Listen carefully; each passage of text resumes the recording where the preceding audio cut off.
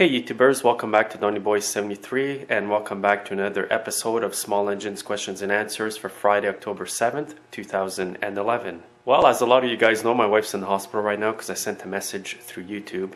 Anyway, she's been there for most of the week, so it's put me back a bit for answering questions. And I know a lot of you guys are going to ask me, what does she have? Well, she has a disease that's called Addison's disease. It's an autoimmune disease, and sometimes you get what it's called an Addison's crisis when your electrolytes go out of whack and your steroids and all that. So that's the reason why she's had a bit of a setback there, so it really puts me back in here as well. And thanks to all the YouTubers who send their well wishes in regards to her being sick. I really appreciate that. Anyways, I'll get right into the questions. The first question today is a YouTuber asked me if you can use a car charger to charge the battery in your lawnmower with an electric starter. Somebody saw my Toro lawnmower with an electric starter and they were wondering if I can charge the battery here with a car charger. Well, the answer to that is yes. You want to make sure that the battery is either 12 or 6 volt first and then set your charger accordingly. And what you would do is connect your battery charger right to the terminals over here. You could disconnect it from the battery and just hook up your cables appropriately. There's the negative and there's the positive. Now usually you don't have to use a car charger to charge your battery on your push mower because the lawnmower will usually come with its own charger that you plug right in here. In this case, I do not have the charger that came with it, so all I use is a car charger to charge my battery, and the battery on this lawnmower is a 12 volt battery. And the reason I know that is because it says 12 volt right here. Some batteries though will be 6 volts, so make sure that you know this before you hook up your charger. And you can charge it on the lower setting of your charger, like 2 amps. And if your lawnmower has an electric starter with a battery, I do recommend that you charge it every spring when you take it out. Now, a YouTuber is asking me a question in regards to last week's Q&A, and he's asking, does the same principle apply to a lawnmower when they're running out of gas as it does in a chainsaw?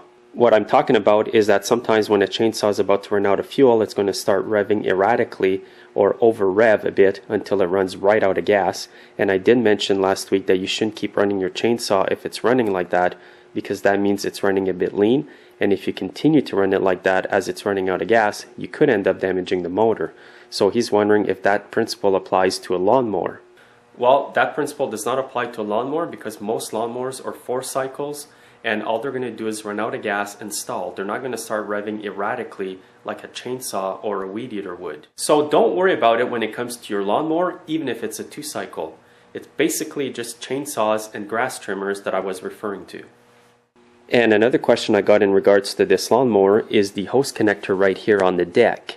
That's to quickly wash the deck of your lawnmower, and the YouTuber was asking me if the lawnmower needs to be running when you've got your hose connected to that. Well, apparently for it to do a good job, you do have to have the engine running, because what's going to happen is the blade's going to spray all the water from the hose all over the deck, and with that motion, it's going to clean all the old grass underneath your deck. So yes, make sure to have the lawnmower running when the hose is connected, and make sure that there is sufficient water pressure in your hose.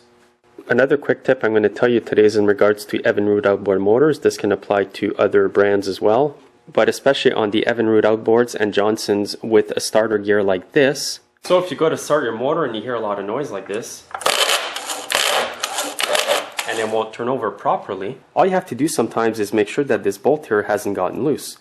Because what happens is that this gear here will slip off the teeth on the flywheel.